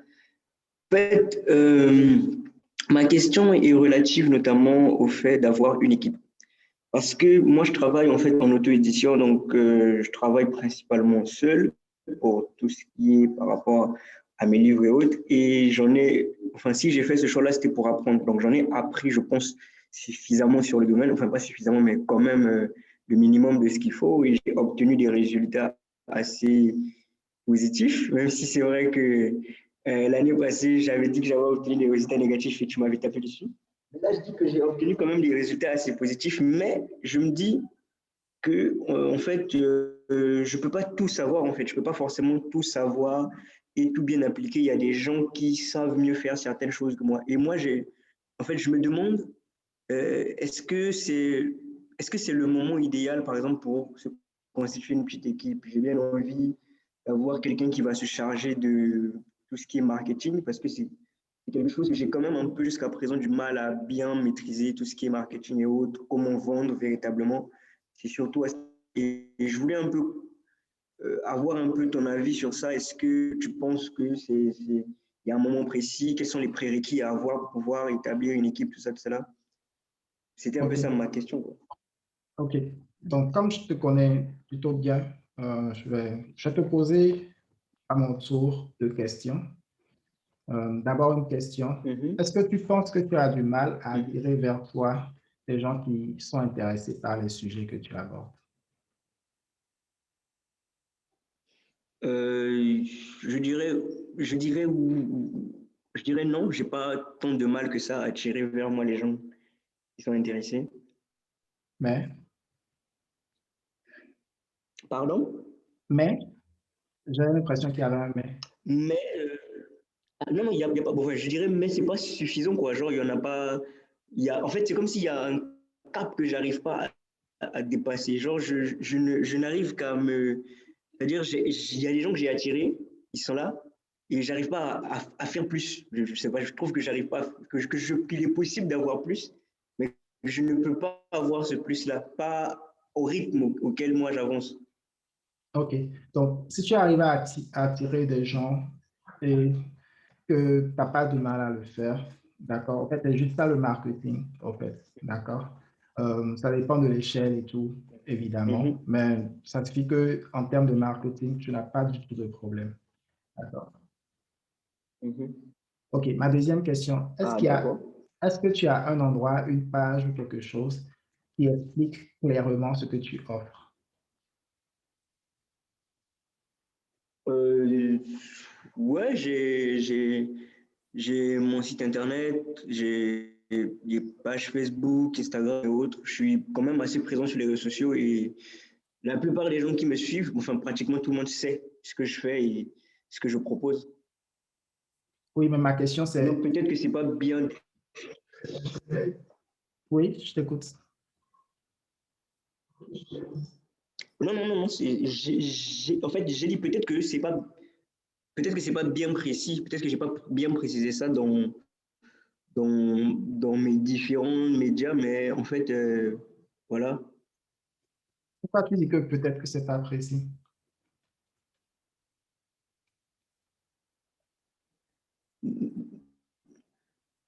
Non, parce qu'en fait, je viens ta question, est-ce qu'il y a un endroit où en fait les gens ont la possibilité, je ne sais pas si c'est souvent la possibilité, oui, les gens ont la possibilité de savoir, ah, gloire, c'est ça, ça, ça, auprès de lui, je peux avoir ceci, cela, ceci.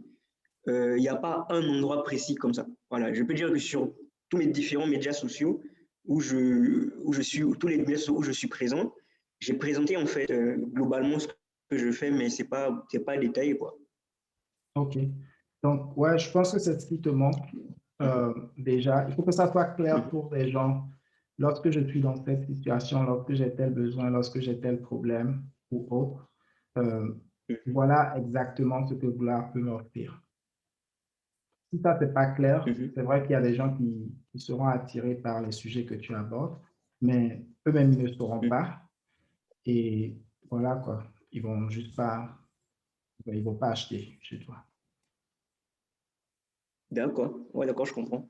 Ouais, je comprends. Tu comprends? Donc, il faut que tu aies Oui, quelque oui. chose comme ça.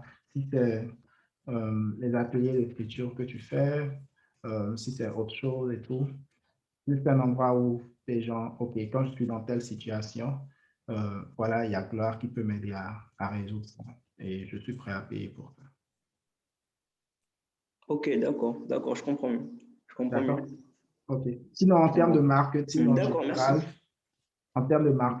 général, je pense que tu le fais bien, juste attirer les gens vers toi qui pourraient être intéressés par tes offres. Mais maintenant, il faut que ton offre soit claire et que les gens sachent que, OK, je suis dans telle situation, je dois euh, contacter Gloire. Ok, d'accord, d'accord. Donc, je vais travailler dessus, à préciser tout ça. Merci. OK, super. Euh, Mm. Autre question? OK, il y a Firmin qui demande dans le chat comment combiner études et entreprendre, comment combiner travail et entreprendre.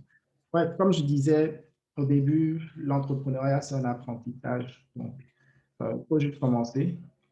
Commencer petit, même si c'est, je sais pas, 4 heures, 5 heures, 8 heures dans la semaine, faire quelque chose et avancer. Vous n'allez juste pas réussir en passant 2 heures dans la semaine. Vous n'allez pas réussir en un mois ou en 6 mois et tout. Dites-vous juste que c'est quelque chose qui va, qui va prendre du temps. Moi, par exemple, lorsque j'ai commencé, euh, j'ai eu quand même beaucoup de mal avec les études. Ça a quand même affecté mes études et tout. Mais heureusement, j'ai pu finir les études, même si ça a été difficile. Et donc, voilà, il n'y a pas de formule magique pour combiner, mais c'est juste se dire, je prends peut-être, je sais pas, 2 heures chaque jour pour regarder des films. Ça fait euh, 10 heures chaque semaine, peut-être même plus de 20 heures chaque semaine, où je passe le temps sur les réseaux sociaux, juste à scroller. Je pourrais convertir ce temps-là et travailler sur mon projet d'entreprise. Voilà un peu. Est-ce qu'il y a d'autres questions? Non. Euh, je pense on a fini le temps qui avait été alloué. Il y avait pas mal de sujets que j'avais mis dans la liste et que j'aurais aimé aborder, mais on a dépassé le temps. Je parie que vous avez autre chose à faire.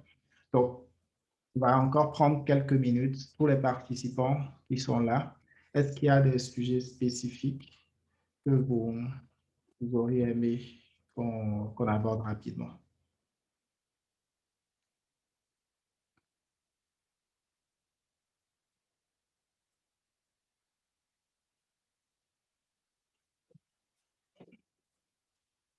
Oui, Sabine, je t'écoute. Allô? Oui, Euh, moi, je voudrais revenir sur comment dirais-je ça, l'histoire de Madame Muriel. Elle a parlé d'équipe, des personnes qui étaient formées, qui partaient. Je n'entends pas bien. Allô, vous m'entendez? Oui, Oui, je disais que je voudrais revenir sur l'intervention de Madame Miguel. oui, Elle a parlé des employés euh, qui étaient formés, qui partaient. Moi, j'étais dans une entreprise, je comprenais pas vraiment la vision euh, de mon employeur. En fait, ce que je voudrais dire, c'est que il faut emmener l'employé à épouser la vision de l'entreprise. Parce que je pense que ça, c'est l'un des réels problèmes. Et puis, tout est une question d'objectif aussi. Il y a des personnes qui sont vraiment passionnées parce qu'ils font, donc ils pourront travailler sans salaire. Et il y a des personnes qui ne pourront pas. Parce que, on va dire qu'en Afrique, la plupart des personnes qui travaillent, c'est pour avoir un salaire. Voilà, c'est pas quelqu'un qui va vraiment venir travailler pour épouser la vision de son employeur. Lui, il a juste besoin de motivation financière pour pouvoir travailler. Donc, je pense qu'il y a des personnes aussi qui sont des, qui peuvent créer des entreprises, qui ont le financement, et qui sont de mauvais managers. On va dire ça comme ça. Donc, c'est ça le réel problème entre employeur et employé. Voilà. C'est de ça que je voudrais parler. Moi, j'étais dans une entreprise, c'était vraiment difficile parce que quand un client vient, par exemple, on a des processus qu'on bosse, voilà, on essaie de connaître les clients. Pour finir, bon, on attend notre salaire à la fin du mois, on n'est pas vraiment précis sur la vision de l'entreprise. Donc, du coup, pourquoi se tracasser ou bien pourquoi se casser la tête pour pouvoir rester si ça ne nous arrange pas, en plus, s'il n'y a plus de salaire. Tu vois ce que je veux dire? C'est un peu ça ce que je voulais dire. ok. Merci beaucoup pour l'intervention. Oui, effectivement, je pense que c'est le point le plus important en termes de rétention des, des employés. Donc, il y a, il y a comment je vais dire, il y a une citation qui dit qu'une entreprise, on ne quitte pas une entreprise, on quitte un manager. Donc, au fait, quand les employés s'en vont d'une entreprise, vous imaginez un employé qui il ne voulait pas vraiment entreprendre. Entreprendre, comme on l'a dit, c'est vraiment difficile, n'est-ce pas? Donc, le fait de laisser un salaire qui est plutôt régulier et tout,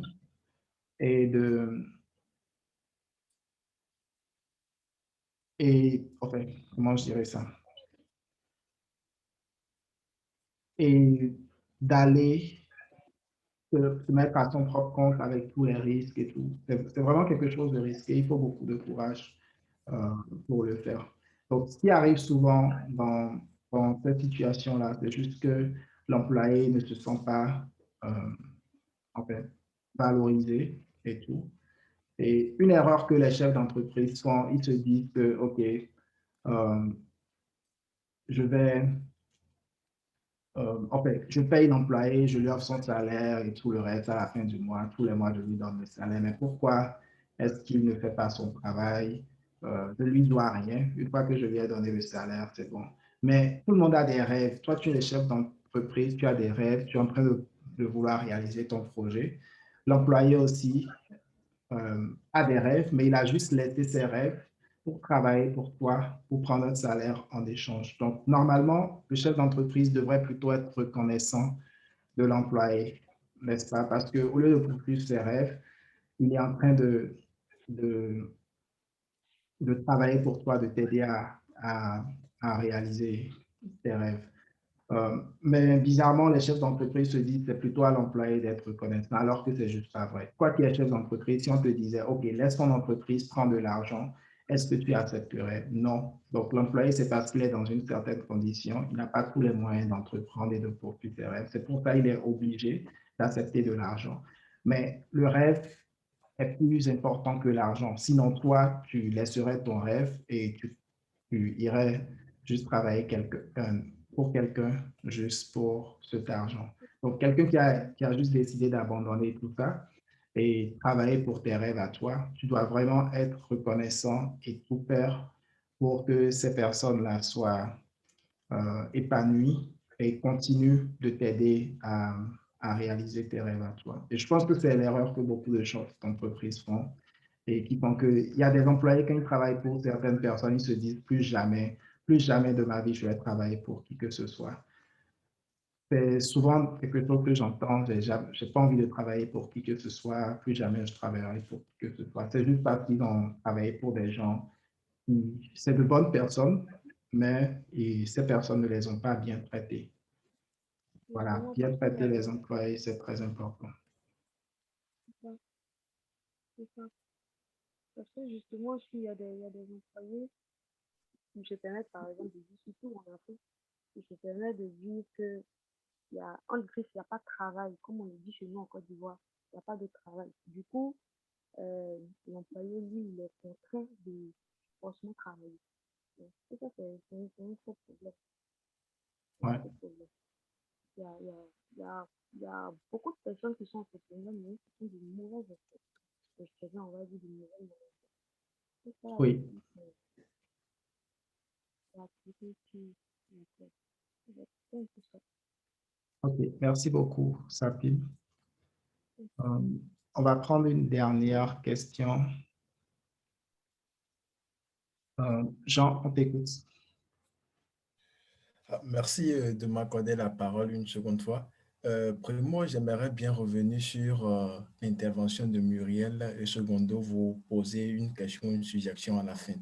En fait, elle avait dit au début, quand tu prends des personnes et que tu les formes, lorsque tu les formes, tu n'as pas besoin de les payer ou genre, moi j'aimerais dire qu'il y a deux sortes de personnes en fait. Il y a des gens qui veulent vivre en tant qu'employés. S'ils ont la sécu, par exemple, genre, ils sont bien protégés par leurs employés, ils travaillent dans les boîtes et tout.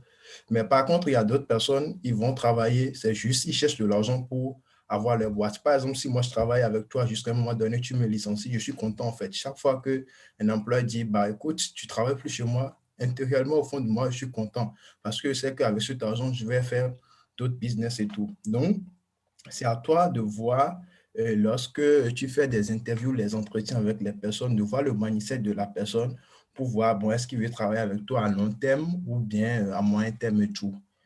Donc, mon dernier point, c'est c'est à propos de Grand Frère Ulrich. Est-ce que, bon, je suis allé sur le site déjà, j'ai fait mon inscription, j'ai eu mon module gratuit et tout. Maintenant, j'aimerais savoir, est-ce que c'est possible d'avoir un rendez-vous avec vous en dehors de votre webinaire? Euh, enfin, c'est pas évident. Essaie d'écrire lorsque tu auras, enfin, après le webinaire et tout, essaie de répondre au, enfin, à l'email enfin, qui t'a envoyé les informations pour le webinaire et tout. Et dis-leur que j'ai demandé qu'on organise un rendez-vous. D'accord? Ou alors, ce que tu peux faire, tu peux aussi m'écrire directement sur Facebook. Tu mentionnes qu'on fait parler à ce webinaire et on pourra organiser ça. D'accord, merci.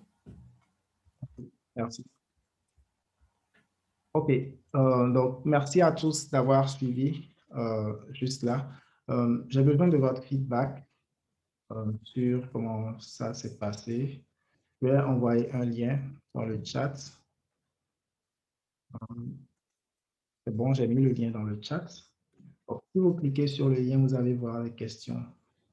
Déjà, la première question, c'est quelle note vous donneriez au webinaire? Donc, cliquez juste sur le lien et choisissez une note. C'est une question anonyme. Je ne saurais pas qui a répondu et tout, mais ça me permettra de savoir un peu le feedback par rapport au contenu.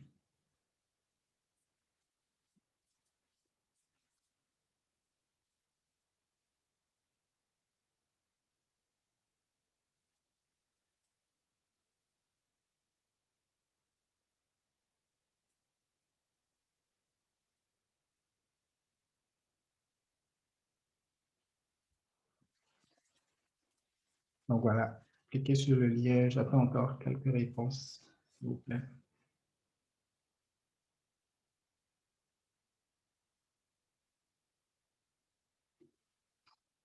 a encore 32 participants. Juste 15 réponses, s'il vous plaît. On peut avoir au moins une vingtaine de réponses.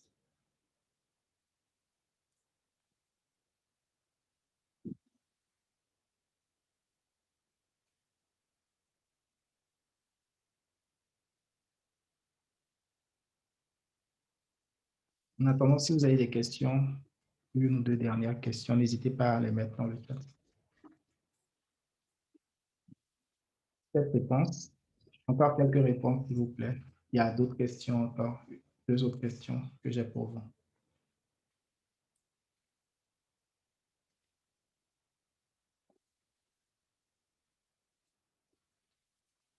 Je vais avoir deux réponses encore pour que ça fasse fin.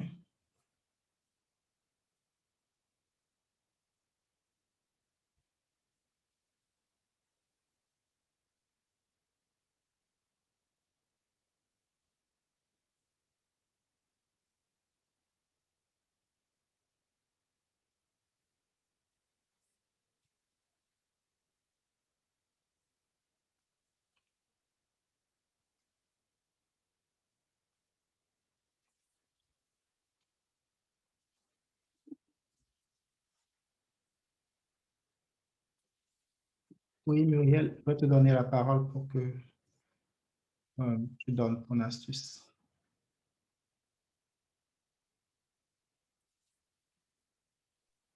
OK, en attendant, j'active la deuxième question qui demande qu'avons-nous bien fait. Donc, vous allez me dire ce qui s'est bien passé. Ensuite, il y aura une troisième question sur ce qu'on peut améliorer. Donc, qu'est-ce que vous avez aimé de ce webinaire? Oui, Muriel, on t'écoute. Oui, alors l'astuce que j'ai, au fait, vu que nous sommes tous des jeunes entrepreneurs et que nous avons besoin d'avoir des employés et tout, je pense que le mieux serait de partager notre vision avec nos employés. C'est-à-dire, par exemple, au cours du mois, lorsque tu as effectué pas mal de ventes, parce que les employés sont là, donc ils voient avec toi si durant ce mois, nous avons vendu ou pas.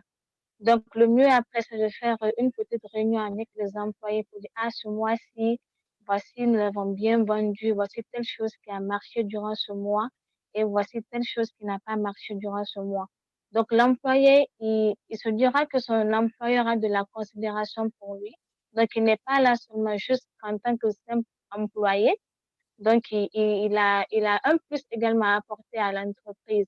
Donc, cela aussi peut te permettre, durant le mois, au cas où tu n'as pas assez vendu et que tu seras en retard de paiement, donc tu auras un argument parce que l'employé, il sait que durant ce mois, on n'avait pas vendu beaucoup. Donc, du coup, tu auras un retard de paiement sur son salaire. Donc, tu auras les moyens de le convaincre et lui, facilement, il pourra te comprendre. Et également, essayer d'organiser des petits jeux, l'histoire de nommer le meilleur employé du mois.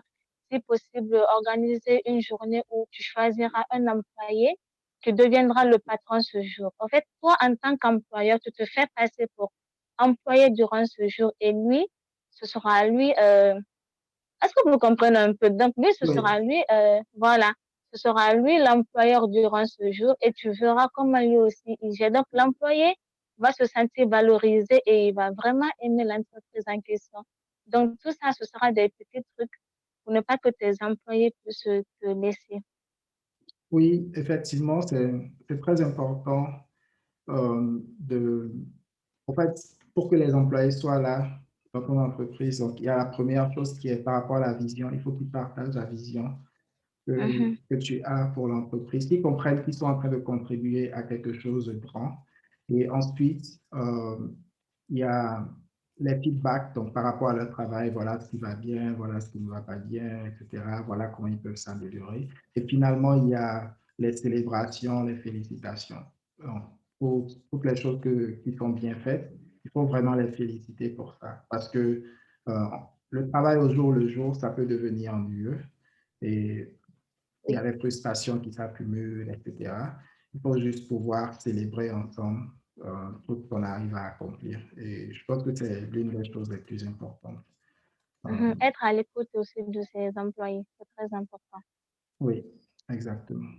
Donc, dans ma question, il y a 14 réponses. S'il peut y en avoir encore quelques-unes pour qu'on ait 20 réponses sur les 30 et quelques participants, ce serait cool. Voilà, on m'a demandé de reparler encore du programme Irao Taka que je fais avec Irao. Il y a une réduction de 20% juste pour les participants au webinaire. Donc, je vais remettre le lien dans, dans le chat, euh, juste pour que vous ayez le lien et que vous voyez de quoi il s'agit. Et voilà, vous pouvez aller et tout, attendez dans votre email ou écrivez à l'équipe de Yahoo par email pour réclamer votre réduction de 20%. Je pense que le lien vous sera envoyé par email. Donc, en fait, ce qu'on est en train de faire, comme je l'avais dit plus tôt, c'est vraiment mettre en place une communauté d'entrepreneurs qui se poussent entre eux, qui évoluent, qui réussissent ensemble. Donc, le support dont je parlais, être entouré de personnes qui vous permettent d'avancer, avoir les informations qui vous font avancer. Et aussi pouvoir attirer vers vous des clients et tout le reste. C'est très important. Il y a Gloire, par exemple, qui est intervenu. Il fait partie aussi de la communauté. Il y a d'autres personnes que je vois dans le chat, Dani, Joanita ou d'autres. Donc, voilà. J'ai juste là 16 réponses à la deuxième question.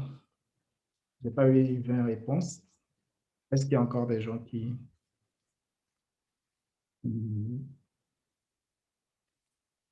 sont en train de répondre? Sinon, je passe à la dernière question. Bon, je vais passer à la dernière question. Donc, toujours sur le même lien, il y a la dernière question. Comment est-ce qu'on pourrait améliorer les prochains webinaires? Donc, n'hésitez pas à nous dire. Surtout ceux qui ont donné, il y a des gens qui ont donné une note de 2 et de 3, même de 4, ou même ceux qui ont donné une bonne note de 5. N'hésitez pas à dire comment est-ce qu'on peut améliorer pour les prochaines fois. Muriel, puisque tu es encore là, est-ce que tu as d'autres questions en attendant Non, OK, merci non, beaucoup. je n'ai pas de question. Merci à toi. Merci, à bientôt. OK, parmi tous ceux qui sont là, est-ce qu'il y a d'autres questions?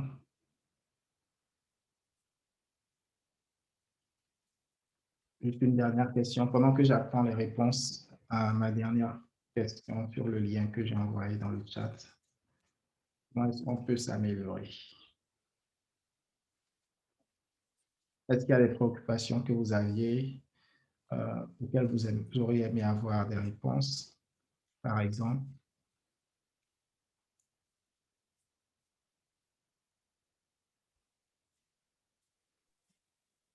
Hello, Sapim. Encore moi. Peut-être on est content d'entendre ta voix. Euh, Pas de même. Ok, pour moi, c'était pas une question, mais c'était pour revenir sur l'intervention de. Il y a un monsieur qui parlait de design. C'est un designer, un graphiste. Je n'ai pas retenu son nom. Il a dit que euh, la cible qu'il voulait n'était pas celle qu'il approchait. Ce que moi je peux dire sur ce point-là, c'est que au marketing, il y a plusieurs types d'approches. Et puis, il y a pas forcément atteindre toujours les clients. Si comment dirais ça, ton idée éventuellement répond à un besoin, ce sont les clients même qui viendront vers toi.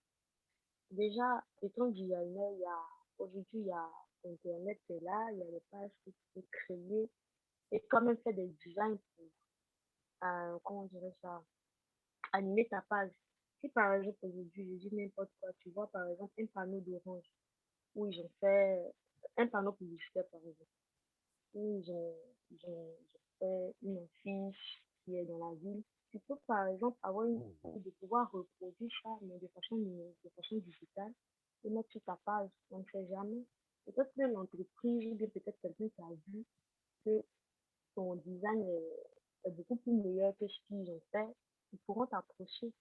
Moi je travaille avec un développeur, par exemple. Lui, ce qu'il faisait, c'est qu'il partait sur des sites des entreprises, des sites déjà conçus. Et proposait, il proposait un autre type de design, un autre type de suite de squelette, pardon, comment dirais ça, aux entreprises. Et ça marchait très bien. Parce que par derrière, il y a le site qui est là. Mais après, comment les gens font l'animation, ils aident les gens à venir sur le site. Ça, c'est un gros travail, c'est une grosse suivi. Donc, les gens n'aiment pas la monotonie. Donc, toujours trouver des choses. Il faut approcher les gens. Il faut faire des choses même qui attirent les personnes. Il ne faut pas toujours aller vers le client. Tu fais, tu mets sur les réseaux sociaux. Tu attends qu'un jour ça marche, en fait. Voilà. Ou bien aller vers le client, mais même s'il a déjà un site internet, même s'il a déjà, comment dirais ça, un designer, un graphiste, tu peux lui proposer quelque chose qui peut marcher. C'est pour ça, en fait, moi, j'espère que je me suis bien exprimée, je sais pas trop, mais c'est ce que je voulais dire. Faut pas toujours attendre, aller vers un client qui peut te payer 300 € au lieu d'un client qui peut te payer 50 €. Tu peux faire même vivre ton visuel sur les réseaux sociaux. C'est de là que ça part.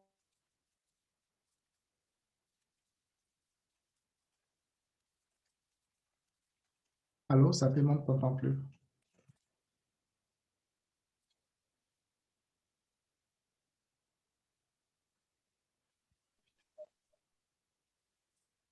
Allô? Allô, Oui, c'est bon, je suis entendre.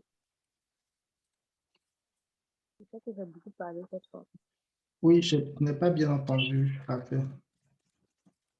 Désolée. J'ai beaucoup parlé, hein. Rien n'a été entendu.